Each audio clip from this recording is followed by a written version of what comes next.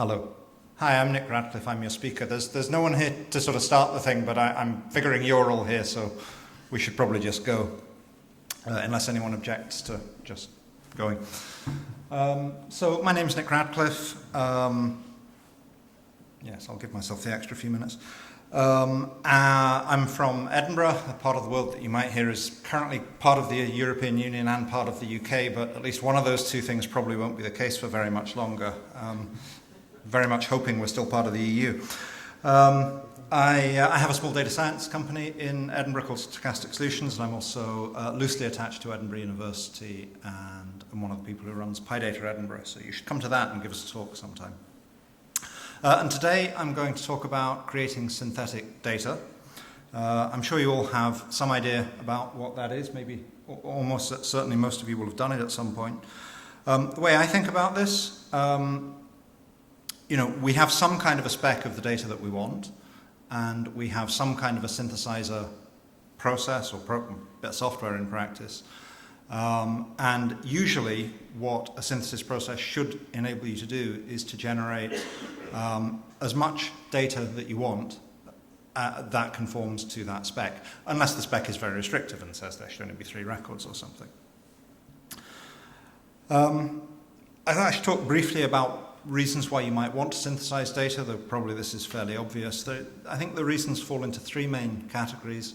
There are sort of development reasons. If you're writing software, often you want to develop code before data is available, so you have to have some kind of synthetic data. There are a whole load of reasons connected to testing, so you may want to test data pipelines and push data through that. You may want to test scaling and performance of software. But there are also a set of reasons that are connected to modeling. So one really interesting thing that kind of overlaps all of these 3 areas is you may want to test edge cases, difficult cases for your code, either from a modeling or from an implementation point of view. You may want to test ideal cases and hard cases. It's amazing how often we develop algorithms with a very specific scenario in mind. At the very least, we expect it should be able to do this easy case, and it turns out that our algorithms can't even do the easy case. So it's very useful to be able to construct data that has known properties. I'm not sure whether I'm standing too close or too far away for this thing. And you often want to develop models without access to data as well, so all of these are good reasons. There is a set of reasons as well to do with trying to improve modeling performance. So something that you quite often hear people talking about is having not enough data, and therefore they'd like to synthesize some more data to improve their machine learning. And there are certainly people who claim that this is very successful. I don't want to be the guy who says, yeah, but it'll never work in theory.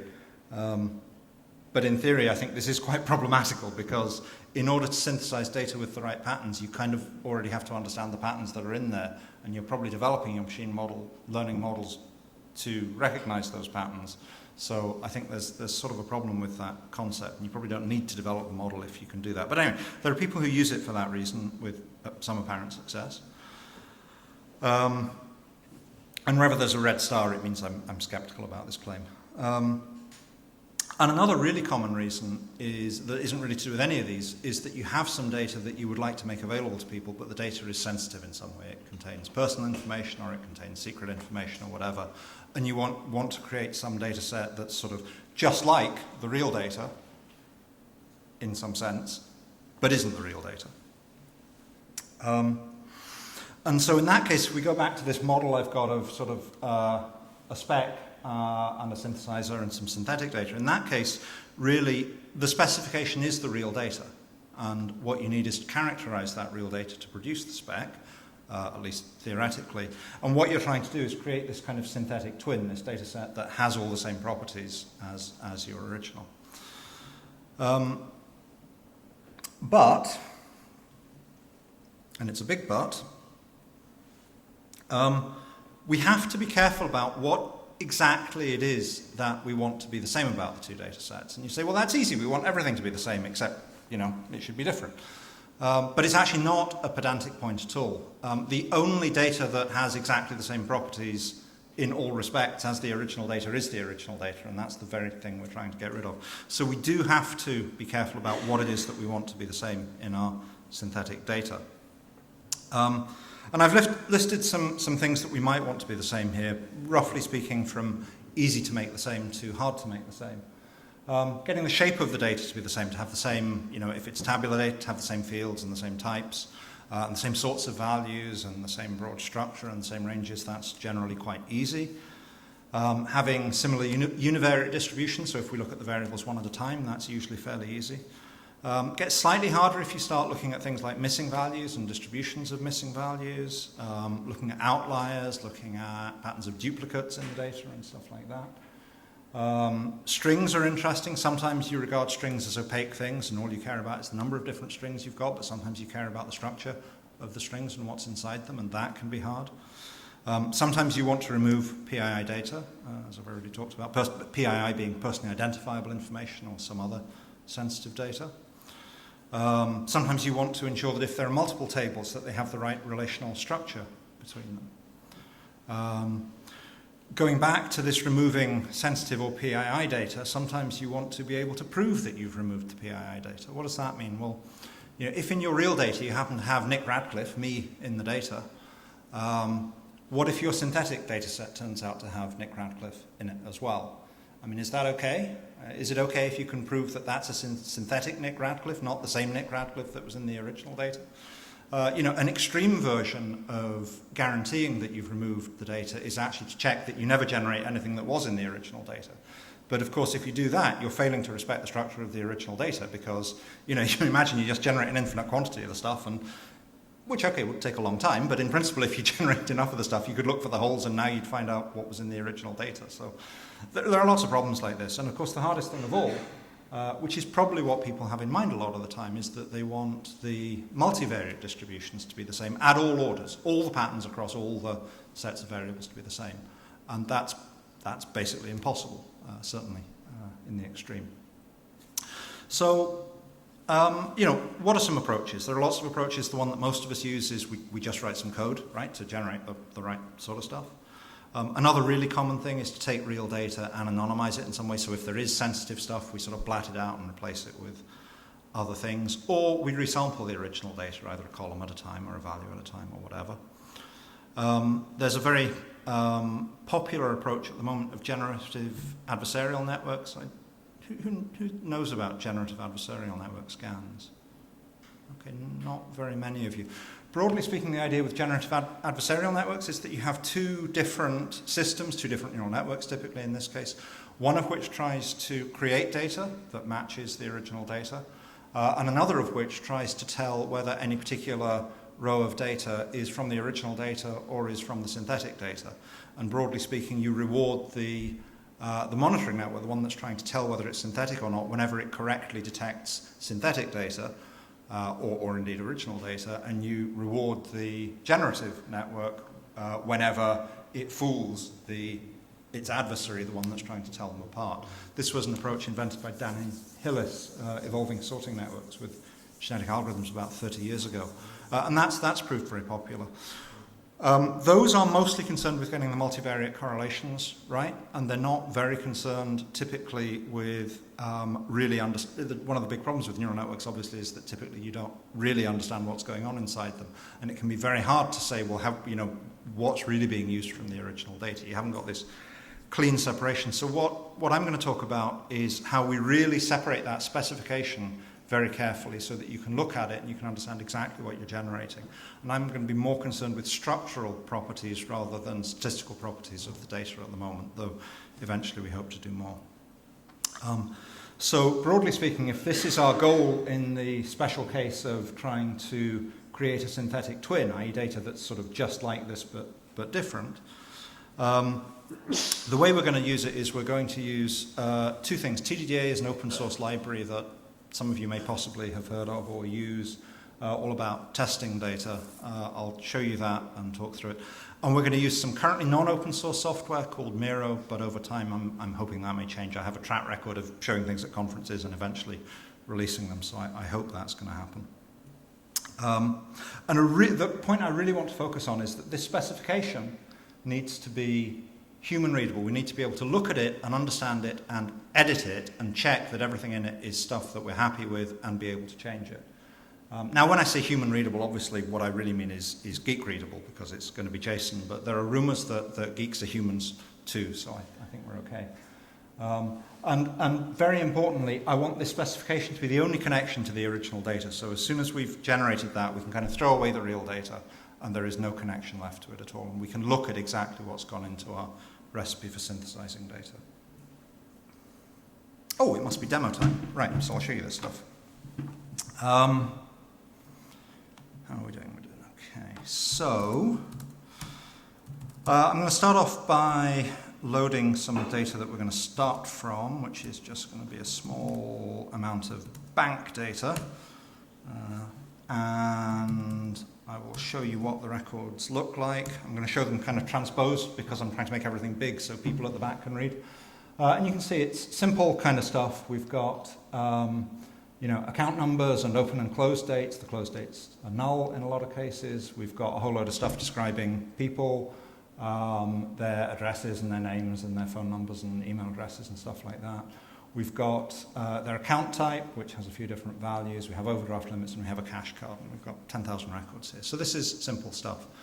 So this TDDA library that all this is based on, which is an open source library you can just install, it has two main purposes, one of which is to help you write tests, and the other of which is for testing data. So on the testing data side, which is what we're going to explore here, or build on here, the idea is that a good way to test whether data is what you expect is to have constraints that say what you expect. And that's not a new idea at all. People have been using constraints to test data forever. What's slightly new in the TDDA library is that it doesn't make you write the constraints. It generates the constraints for you from the data. So I'm going to run the discover command in this Miro software and ask it to write the results out to a file called constraints. And I'm going to ask it to show me the details of what it's doing. And this will go through and generate a set of constraints that fairly tightly define the data that we've given it, these 10,000 records that we're looking at. So that won't take very long on this size of data. And what it's done is it's gone through each field, and starting with account type, it's saying, well, there's a field called account number, and it, obviously in some sense you can look at this as like a data dictionary, and it's saying its type is integer, but the way to think about it in constraint terms is it must be an integer. If you come up with another data set and it has a field called account and it's not an integer field, that's a failure of the constraint. And similarly with the minimum and maximum values. In this case, it's just read the minimum and the maximum and made those constraints. We could then edit those by hand if we want. There are modes in which you can ask it to create tighter things, so it'll start to detect outliers for you and so on. But in the normal case, it just blindly does this. It records things about whether there are nulls, and therefore whether nulls are allowed in the data, about whether there are duplicate values, so whether there are duplicates allowed in the data. And in the case of string fields, it tries to detect whether, well, that's quite faint, isn't it? But hopefully you can see, in the case of this title field, there are only a few titles, Dr. and Mr. and Mrs. and Ms. and so forth. So it's actually listed those out and said those are the only allowed values. One of the more interesting things it's done is it also, in the case of string fields where it can, it figures out regular expressions that they obey, either a single regular expression or a set of regular expressions that characterize those, and then uses those as constraints and says the new ones have to validate that. So this is what we've done here. It's written them out to a file. That's not the file. This is the file. Hopefully that's updated and said we just did it a few minutes ago. And all the stuff that we've seen is just recorded in JSON that we can go through and use. So what should happen in terms of verification is if I run a verify, so I ask to verify this data against the constraints that were generated from this data, then everything should pass, I hope. And indeed it does, because we're generating constraints that are true for this data. But the idea is if I load another data set that's got the same basic shape, so I've got a 25K sample from the same larger data set, and I verify that larger sample against the same constraints, then we may get a few failures, but we shouldn't get very, very many failures if the large data set is very similar in structure to the small data set. And that's what we find here. We find that only 12 records out of our 25,000 fail. There are failures in 7 different fields, and in total 14 values fail and 12 constraints fail, but it's a very small scale of failure. And we can look at that if we look at what's in the data as well as the fields that we loaded. It's generated an N failures field to tell us which records have failures in them, and individual binary indicators for which fields fail. So if we look at just the ones where the number of failures is bigger than 0, and look at the first few of those, or in fact all of those, that's the 12 records. Oops. Let's do that instead. That'll be a whole lot better. And we see that this first one, it's got a failure in the account number minimum, and that's because we've got an account number that's less than that 10,318,000 or whatever it was it wrote in, just because it happens to have a slightly wider range. But we can either adjust the constraints by hand now, but we're not starting from nothing, is the idea. So I'm not going to do that because we're fairly short on time. I'm going to start showing you how this can be used for synthesis. So the idea is we've generated these. So this is the TDDA library. This is just available. The idea in terms of synthesis was, well, we have quite an interesting specification of our data in this JSON file. It's quite a small specification. It's quite human readable, or at least quite geek readable. And we could use this and generate data that satisfies these constraints. And that would be one interesting form of synthetic data. So I'm going to start off by doing that. So I'm going to generate into a new data set called S. I'm just going to say synthesize from the constraints, that same constraints file that we're working with. And if we can specify how much we want, but it will generate the same amount of data if we don't specify. So there were 10,000 in the original, so it will generate 10,000 here. And if we look at what that stuff looks like, we'll see all sorts of interesting things. So hopefully we can see, first of all, broadly, the structure's right. We've got the same fields. We've certainly got the same type. Well, it might not be obvious, but we have got the same types. There are things that are interesting. So the titles kind of look plausible. The forenames, well, they don't look quite so familiar as the forenames in the original data, but they have got the right sort of structure. They've got a capital letter followed by a load of lowercase letters. Same with some of the other things. The postcodes look pretty good. The phone numbers look pretty good, though they don't start with zeros, which the ones in the original data set did. We've got the right kinds of current accounts. We had, you might have noticed, most of the close dates in the previous data set were null, were missing values, whereas we haven't got that constraint here. So we've picked up all the structural stuff, or at least a lot of the structural stuff, but we obviously haven't got the distributions right, and there are all sorts of things, that at least look weird in certainly some of the string data that's generated. And in fact, the distributions of even numeric fields are not right as well. So we've done exactly what we were supposed to do. We've generated data that is consistent with our constraints. We could go in and tighten or loosen or edit our constraints if we wanted to. But what would obviously be nice is to pick up some of that distributional information as well, so we at least had the right sort of distributions at a one-dimensional level, and possibly so that we got some nicer strings out and things like that. Well, we can do that as well. The way that we do that is we use the same discover command as before, but we ask for it to generate distribution information as well. And so now what it's going to do is it's going to generate non-parametric distributions for each of the fields. In other words, it's going to bin all the fields in hopefully a slightly sensible way, record the distribution information, and then when we synthesize data, we're going to use that distribution information to try and produce data that's actually got the right distributions as well. So I'm going to overwrite my previous constraints file and refresh, and hopefully that's now 1511, so that one really has just been generated, and it looks fairly similar to what we had before, but we've got this extra information in the distribution where it's recording the number of nulls and the number of records in each of a number of bins that it's chosen. It's using quantiles to start with for those distributions. And so as a result of that, if we do our synthesis again,